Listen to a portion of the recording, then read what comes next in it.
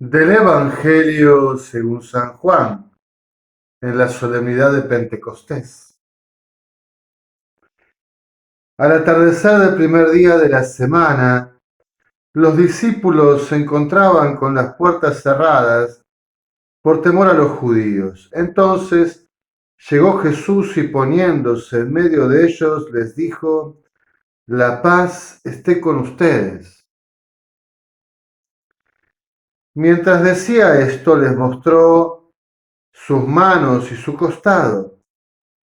Los discípulos se llenaron de alegría cuando vieron al Señor Jesús. Él les dijo de nuevo: La paz esté con ustedes. Como el Padre me envió a mí, yo también los envío a ustedes. Al decirles esto, sopló sobre ellos y añadió: Reciban el Espíritu Santo. Los pecados serán perdonados a los que ustedes se los perdonen y serán retenidos a los que ustedes se los retengan. Palabra del Señor. Gloria a ti, Señor Jesús. La Iglesia necesita siempre entregarse al Espíritu Santo.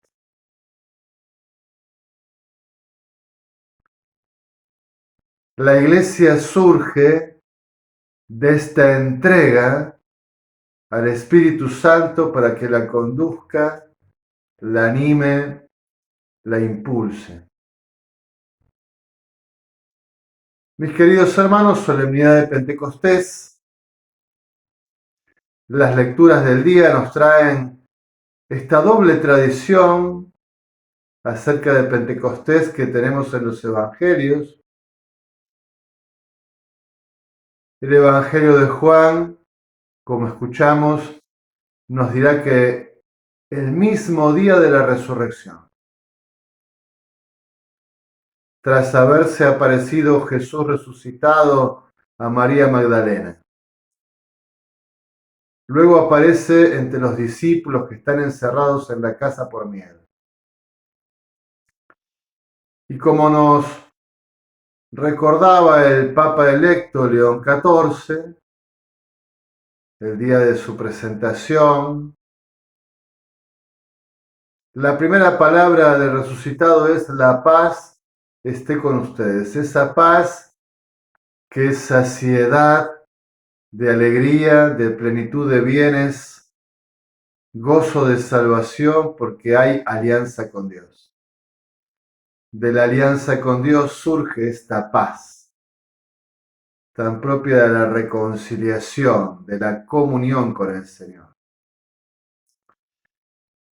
Y este resucitado que les desea la paz, les muestra también las llagas de las manos, de los pies y del costado. Es el mismo, el crucificado es el resucitado. Y luego hay una palabra de envío.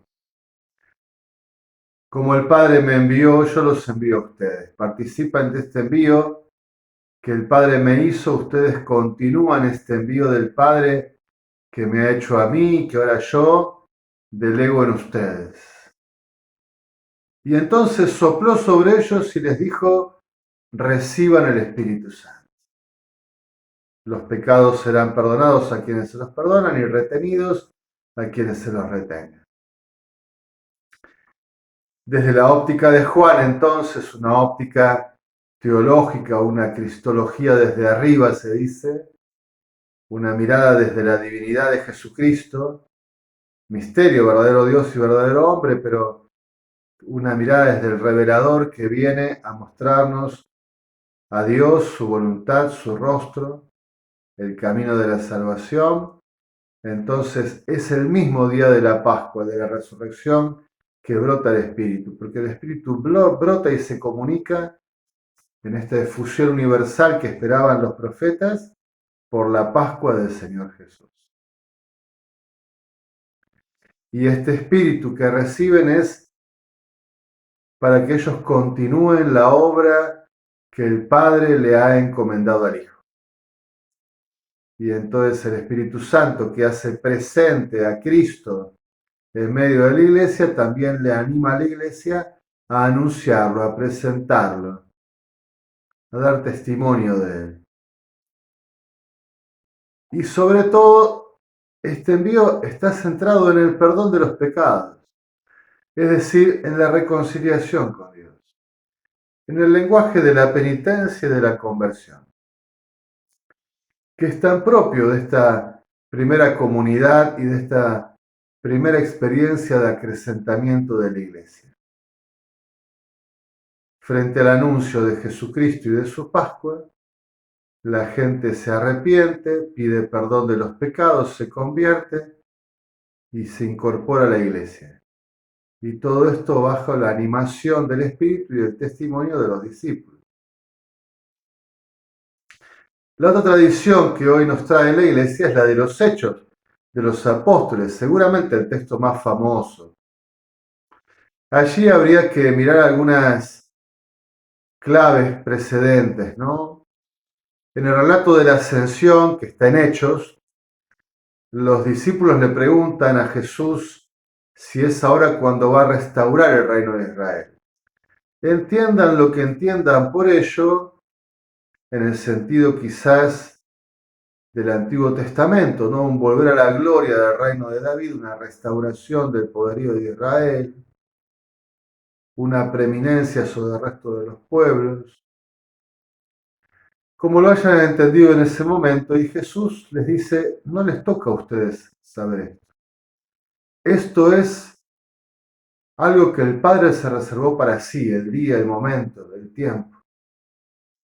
La misma clave de los sinópticos, ¿no? O sea, el horizonte es escatológico. La restauración será cuando el Hijo de Dios vuelva en gloria, la parusía, la segunda venida gloriosa, triunfadora de Jesucristo el Señor. A ustedes no les toca ocuparse de eso. Ustedes tienen que poner la atención en el don que viene de lo alto, el Espíritu Santo. Y serán mis testigos aquí en Jerusalén, en toda la Judea, en todo Israel, en toda la gentilidad, hasta los confines del mundo. Esto es lo que ustedes tienen que esperar. El Espíritu Santo, el don de lo alto. Es interesante porque poco después de la ascensión se nos narra que Pedro está preocupado porque ya no son 12, son 11. Judas ha traicionado, ha muerto, ha quedado su lugar vacío, y él propone a la comunidad que se elija a alguien más para cumplimentar el número de 12 en el colegio apostólico. Y así es la elección de Matías. Ahora fíjense que de nuevo la preocupación es como restaurar algo que está perdido, recuperar algo que está de alguna forma en el pasado. Cuando Lucas narra entonces el famoso texto de Pentecostés, allí recoge dos tradiciones distintas, que quedan enmarcadas en un solo relato. La tradición quizás primera, más primitiva de aquel siglo I, es esta que afirma que de pronto hubo un gran ruido del cielo, o sea, no es un ruido humano, ninguno de los ruidos de este mundo, es el ruido de la presencia de Dios que hace que todo se tambalee, se conmueva. Y también un viento huracanado dentro de la casa. ¿Se imaginan un huracán dentro de una casa? ¡Qué tremenda imagen! Y lenguas de fuego que caían sobre cada uno de ellos, que ardían, que quemaban, que purificaban, que encendían. La fuerza de Dios, el poder de Dios. Y luego de eso salieron a predicar. En este punto pareciera que Lucas está sugiriendo que Dios tuvo que hacer un gran ejercicio de su potencia, de la fuerza de Dios para terminar de sacar esta comunidad naciente de una mirada quizás en el pasado de recuperar cosas perdidas, para que pudiese abrirse a un horizonte nuevo, la novedad, terminar de hacer la buena digestión de la Pascua, de toda transformación que significaba, de toda la envergadura del acontecimiento de la Pascua. Y entonces que con mucha potencia Dios movió a esa comunidad por el Espíritu Santo para ponerla en un camino nuevo. No una ruptura, pero sí una superación, una maduración, un crecimiento de su comprensión, de sus expectativas y también una nueva libertad, una libertad para no estar tan atento a sus fuerzas, sus energías, sus estrategias, sus preocupaciones, sino más atentos a la acción del Espíritu, a su impulso, a la novedad de la gracia. Pero también, tomando otra tradición, también del siglo I, seguramente, quizás un poco posterior, Lucas compone allí en el relato una situación con los interlocutores, que vienen de todos lados del mundo. En realidad es una presentación que hace Lucas, sería muy difícil que estuviesen en Jerusalén ese mismo día todo ese tipo de gentes y de pueblos que nombra Lucas. Pero él nombra todo lo conocido, los que vivían en Judea porque eran judíos, los que vivían en Judea porque eran prosélitos, o sea, simpatizantes con la fe judía. Después también extranjeros de todo tipo, los pueblos que rodeaban al territorio de Israel, al norte, al sur, al este. Y también los que son migrantes, podríamos decir, ¿no? Poblaciones en movimiento, hacia occidente, hacia oriente, dentro del movimiento del imperio de Roma, digamos, ¿no? O sea, todo el mundo conocido, todos los pueblos, las culturas, están allí. Como para marcar que Pentecostés tiene que ver con esta identidad misionera de la iglesia, ¿no? En Pentecostés todos los pueblos escuchan la proclamación de la Pascua del Señor Jesús, de su pasión, muerte, resurrección, ascensión. Es el Señor y ha triunfado, ha vencido. Y allí se da un fenómeno distinto. El primer relato, o la primera tradición, dice que ellos empezaron a hablar distintas lenguas, probablemente la famosa glosolalia o don de lenguas, esta experiencia más carismática en el espíritu. Pero la otra tradición afirma que ellos eran galileos y que hablaban, por lo tanto, en su idioma, en arameo. Y el asombro es de cada uno lo escuchaba en su propia lengua, según los moldes de su propia cultura, podríamos decir. Como si ese anuncio querigmático de la Pascua se encarnara, se inculturara en cada pueblo, en cada lengua, en cada identidad. Y claro, después Pedro predica y se arrepiente, le dicen qué tienen que hacer. Y de nuevo, la misma temática, pedir perdón de los pecados, convertirse, bautizarse, incorporarse a la iglesia. Que parece que es la dinámica propia del Espíritu, ¿no? Que se anuncia a Jesucristo con gran libertad, con gran poder, en la gracia, en el Espíritu, que el Espíritu mueva el arrepentimiento, la compunción del corazón, a pedir perdón de los pecados, a reconciliarse, a convertirse y luego, mediante el bautismo, incorporarse a la Santa Iglesia. Como sea este domingo de Pentecostés, en el centro quizás está la comunión. Es, por así decirlo, un milagro de comunión, la comunicación de la comunión.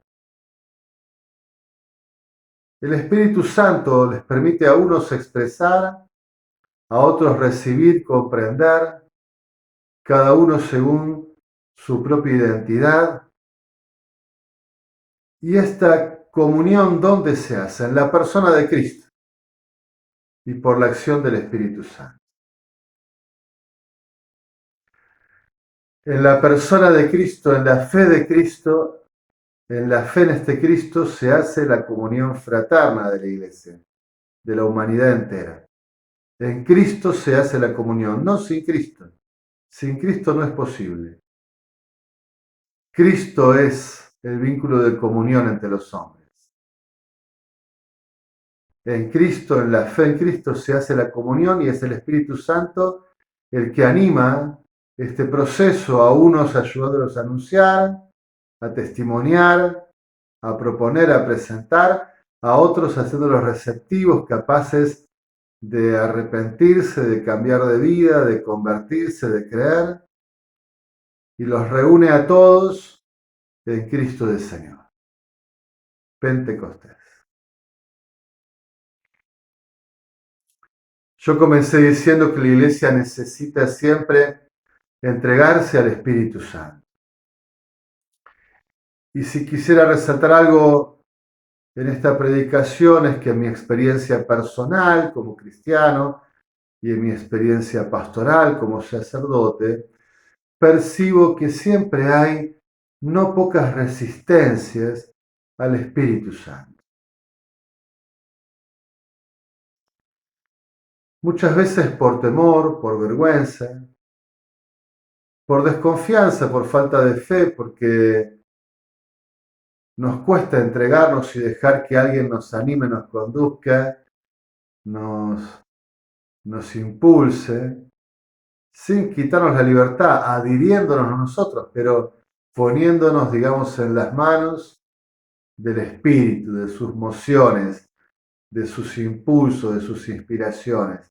A veces porque no le conocemos bien y entonces no podemos discernir, tenemos poca experiencia de vida interior, de vida en el Espíritu, y entonces todo nos sorprende. A veces quizás porque somos demasiado racionalistas y queremos que todo entre según el molde de nuestras ideas, nuestras expectativas, nuestras lógicas, como fuese.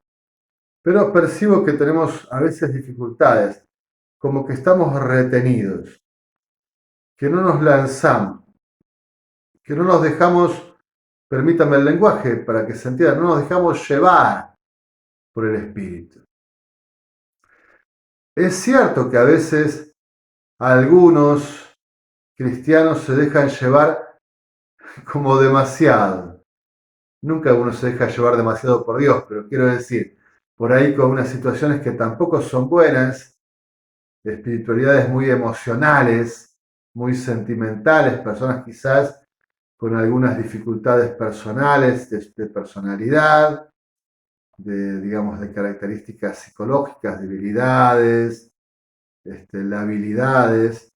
Por ahí a veces son como exaltados, ¿no? Como personas extrañas o realmente raras en algunas manifestaciones. Mucha gente que le da excesivo valor a fenómenos sensibles, corporales, ya sea el don de lenguas, quemazones en las manos, en el cuerpo, en el pecho, no sé, situaciones del famoso descanso en el espíritu, muchas experiencias del don de lenguas carismáticas que por ahí a veces son como sobrevaloradas en exceso, pero también son como temidas en exceso, ¿no? Creo que tenemos que volver a encontrarnos con el Espíritu Santo, amigarnos con Él, en la vida cotidiana de los cristianos, ¿no? Volver a hacer experiencia de su presencia, de su conducción, de su animación, con discernimiento, ojalá con el acompañamiento de varones y mujeres o de sacerdotes o consagrados que tengan una especial capacidad de ayudarnos a crecer en la vida interior, en la vida espiritual. Pero necesitamos entregarnos, ¿no?